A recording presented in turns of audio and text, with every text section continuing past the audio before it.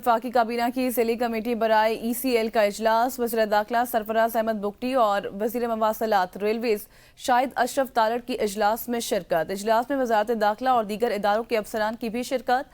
اجلاس میں ای C L سے متعلق مختلف نوعیت کے کیسز کا بھی جائزہ لیا گیا۔ ضلعی کمیٹی نے مختلف محکموں اور اداروں کی طرف سے بھیجے جانے والے 41 افراد کے نام ای سی ایل میں ڈالنے کی سفارش کی تھی۔ نیب کی سفارش پر 190 ملین پاؤنڈ اسکینڈل میں عمران خان سمیت 29 افراد کو ای سی ایل پر ڈالنے کی سفارش، 13 مختلف نوعیت کے کیسز کو ای سی ایل سے نکالنے کی سفارش بھی کی گئی ہے۔ اس متعلق بات کر لیں گے اپنے نمائندے زمان مغل سے۔ زمان، کہیے گا اس متعلق کیا ڈیٹیلز ہیں آپ کے پاس مزید؟